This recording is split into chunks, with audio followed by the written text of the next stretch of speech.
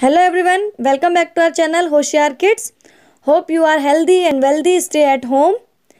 तो टॉपिक पे जाने से पहले मैं आपको ये कहना चाहूँगी कि आपको वीडियो में जितना भी समझ में आता है आप उसको लिखने की कोशिश कीजिए, क्योंकि जो चीज़ें हम लिख देते हैं उन्हें कभी नहीं भूलते। So let's start today's topic. This chapter is food and farming.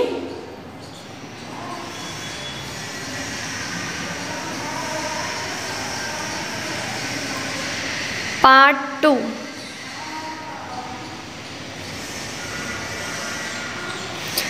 इसका फर्स्ट पार्ट हम अपनी वीडियो में पहले डिस्कस कर चुके हैं। जिन्होंने नहीं देखा है वो इसका लिंक हमारे डिस्क्रिप्शन बॉक्स से ले सकता है एंड देख सकते हैं। तो चलिए शुरुआत करते हैं हमारी पहली साइंस की वीडियो हमारी नई सुबह से।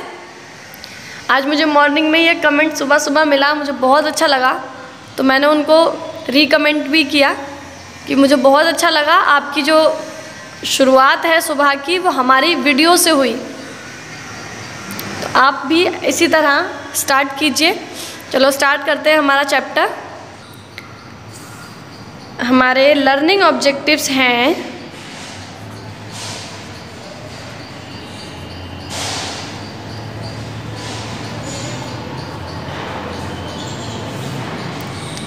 First growing,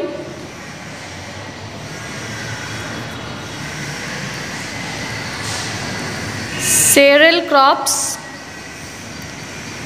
second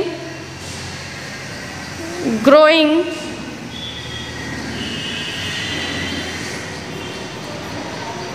vegetables and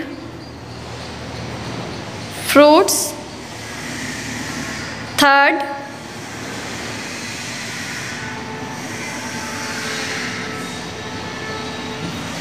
dairy farming and fourth poultry. ठीक है, जिसमें से हम इस पार्ट को अपने पार्ट 1 में डिस्कस कर चुके हैं, तो जिन्होंने नहीं देखा वो देख सकते हैं। अब हम बात करते हैं हमारे सेकंड पॉइंट की। ठीक है, तो हमारा सेकंड पॉइंट है, यहाँ से स्टार्ट करते हैं। ग्रोइंग वेजिटेबल्स एंड फ्रूट्स, कि वेजिटेबल्स एंड फ्रूट्स को कैसे ग्रो किया जाता है इसके बारे में हम डिस्कस करेंगे आज की वीडियो में। चलो इसके लिए मैं आपको एक स्टोरी सुनाती हूँ। एक लेडी होती है निशा। निशा का शिमला में घर होता है। ये हम शिमला बनाने की कोशिश कर रहे हैं, ठीक है बच्चे। पहाड़ों वाला इलाका, वहाँ पे होती है बर्फ़, इस तरह से कुछ बर्फ़ हो जाएगी वहाँ पे। ठीक है, अब यहाँ पे छोटे छोटे पेड़ लगाए हैं निशा ने वेजिटेबल्स के, इस तरह से। वो ज़्यादा बड़े पेड़ नहीं लगाती है, नहीं तो हाथ नहीं पहुँचेगा ना ऊपर तक जब वेजिटेबल्स फ्रूट्स तोड़ेगी तो, है ना। तो वो बहुत छोटे छोटे ट्रीज़ को ग्रो करती है वहाँ पे वेजिटेबल्स एंड फ्रूट्स के लिए। इसके अलावा वो अपने गार्डन में काफ़ी चीज़ें ग्रो करती है। वो किसी पर्टिकुलर चीज़ को नहीं ग्रो करती कि हम अगर आलू उगा रहे हैं तो सिर्फ आलू ही आलू उगा रहे हैं, ऐसा नहीं है। वो कुछ चीज़ों को इकट्ठा समअप करके ग्रो करती है। फॉर एग्ज़ाम्पल, कहीं पे इन्होंने यहाँ पे ज़मीन है, ये हमारा पूरा एरिया ज़मीन का है, तो इस जगह पर निशा क्या करती है, मान लो यहाँ पे छोटे छोटे हॉल्स में इन्होंने पोटैटोज़ ग्रो कर लिए।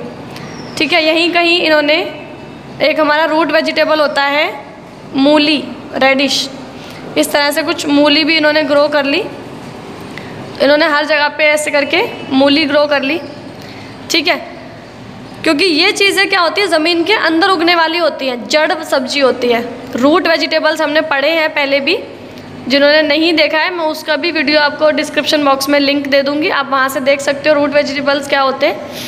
ठीक है, इसके अलावा हम बात करते हैं कि निशा ने कुछ अपने फ्रेंड्स बना रखे हैं जो उसकी हेल्प करते हैं। उनको हम कह सकते हैं पार्टनर्स। अब निशा अकेली इतना सारा काम नहीं कर सकती ना, इसीलिए वो क्या करती है, अपने पार्टनर्स उसने बना रखे, तो वो अपने पार्टनर्स के साथ मिलकर ये पूरा गार्डन अपना सजाती है। उसने छोटे छोटे पेड़ लगाए सब्जियों के। अब देखिए, the fruits and vegetables are grown in rows and trees are kept small, कि जो रूट्स एंड वेजिटेबल्स होती हैं वो ऐसे करके रोज़ में उगाई जाती हैं। यहाँ पे पोटैटोज हो गए, यहाँ पे रेडिश हो गई, तो एक सीधी सीधी लाइन में वो ग्रो करना चाहती है। इसके अलावा आ जाते हैं हम, मान लो यहाँ पर उन्होंने कॉलीफ्लावर उगाया है, ये मैं आपको गोभी बनाने की कोशिश कर रही हूँ, ठीक है। इस तरह से इन्होंने, बताइएगा मैंने कैसी गोभियाँ बनाई हैं। इस तरह से इन्होंने एक रोज़ में कॉलीफ्लावर्स को ग्रो किया है, ठीक है। तो इस तरह ये सभी में यहाँ पे ऐसे ऐसे करके वो कॉलीफ्लावर्स ग्रो कर देती हैं। और यहाँ पूरा ये ज़मीन है पूरी, जिसमें वो ऐसे उन्होंने एरिया डिवाइड किया हुआ है। तो क्या करती है वो, इस एरिया पे रोज़ में चीज़ों को ग्रो करती है, ठीक है। अब देखिए, जब ट्रीज़ छोटे होंगे, जब ये चीज़ें पकने पे आ जाती हैं और लगता है कि हाँ अब हम इनको तोड़ सकते हैं, उस टाइम पर निशा अपने पार्टनर से बोलती है कि अब हमारी जो फसल है ये तैयार हो चुकी है, इसमें अब हमें इनको प्लग करना चाहिए। प्लग मीन्स तोड़ना चाहिए। तो फिर वो सभी पार्टनर्स एक साथ मिलकर उन प्लग्स को तोड़ने की तैयारी करते हैं।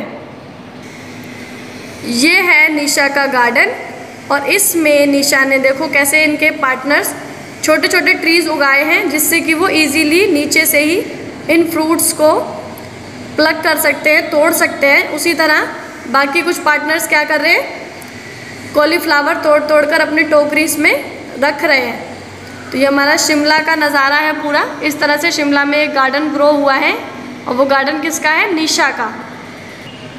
निशा और उनके पार्टनर्स का रोज़ का काम होता है कि वो क्या करते हैं, इस गार्डन को रोज़ की रोज़ पानी देते हैं, और इनमें कोई कीड़े ना लग जाएं, इसके लिए वो इंसेक्टिसाइड्स, पेस्टिसाइड्स का यूज़ करते हैं, और अपने गार्डन को सेव रखते हैं, ताकि इसमें जो सब्जियां और जो फल उग रहे हैं वो बहुत ही सुंदर और खाने योग्य हों। Hope you all are understood.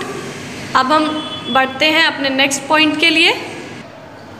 अब हम बात करते हैं फिश फार्मिंग।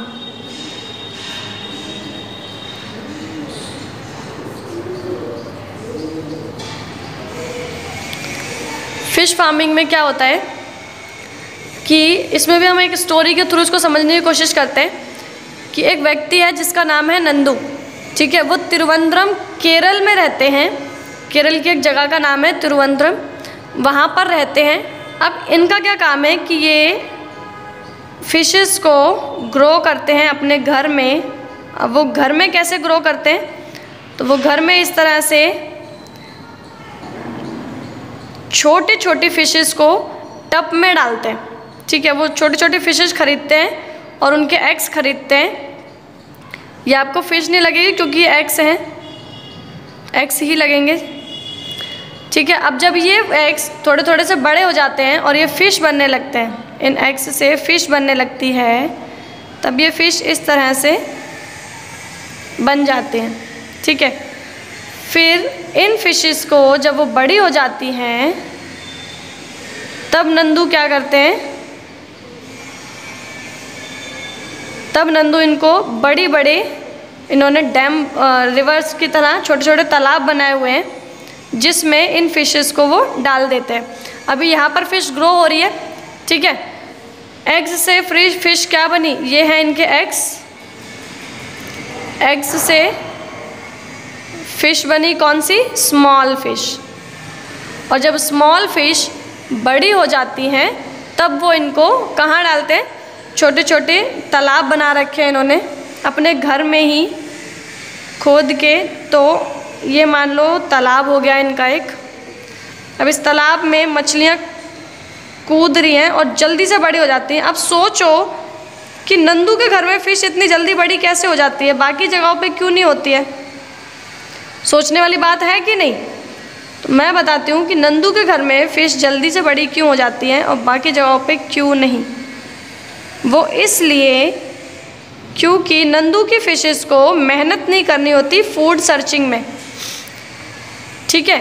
अब वो उनको मेहनत क्यों नहीं करनी होती, क्योंकि नंदू उनको खुद उनके घर तक फूड पहुंचाता है। अब वो कैसे पहुंचाते हैं, नंदू सर्च करते हैं फिशेस का फूड, एंड फिश का जो फूड होता है उसको नंदू फिश को देते हैं, जिससे कि ये वाले जो एग्स हैं, ये जब एग्स ग्रो करते हैं, ये जो एग्स बने हैं ये ग्रो करते हैं, क्या बन जाते हैं, यहाँ से बन जाते हैं ये इस तरह से स्मॉल फिश, ठीक है। अब जब स्मॉल फिश ग्रो करती हैं तो ये बन जाती हैं हमारी बिगर फिश, ठीक है।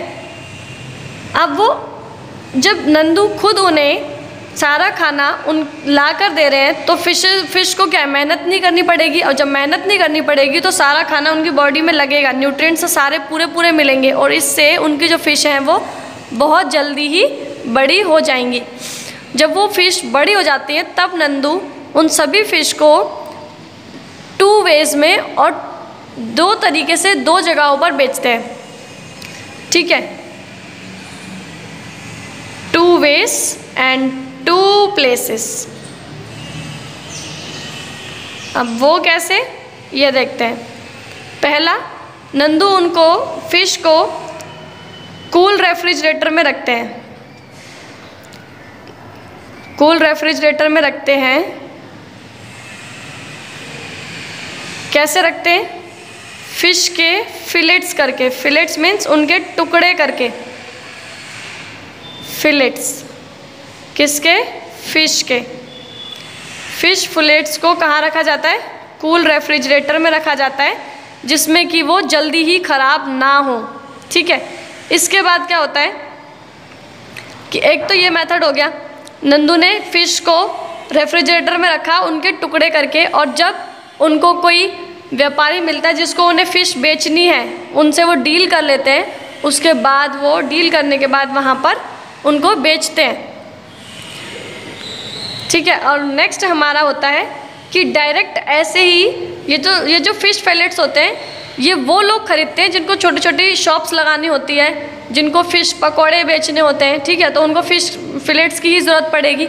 इसके अलावा एक और जगह होती है, वो क्या है, उस जगह पर फ़िश डायरेक्ट बेची जाती है,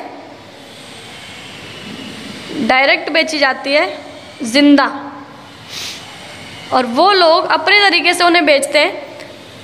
जैसे कि हमारे फ़िश मार्केट होती है, वहाँ पे ज़िंदा मछली होती है, और ज़िंदा मछलियों को हमारे सामने ही उनको प्रिपेयर करके और हमें दिया जाता है, ठीक है। तो ये हो गए इसके 2 मेथड्स, पहला एक और सेकंड। इसमें हमें डायरेक्ट फ़िश मिलती है, डायरेक्ट मार्केट से हमें फ़िश मिल जाती है। तो ये हमारे 2 मेथड्स हो गए जो नंदू की फैक्ट्री में यूज़ होते हैं, किस लिए, फ़िश को ग्रो करके जल्दी जल्दी बेचने के लिए। बहुत अच्छा काम होता है, बहुत अच्छे पैसे अर्निंग भी होती है। इसके साथ ही हमारी आज की वीडियो ख़त्म होती है। हम अपनी नेक्स्ट वीडियो में डेयरी फार्मिंग एंड पोल्ट्री के बारे में जानेंगे। Thank you, good day.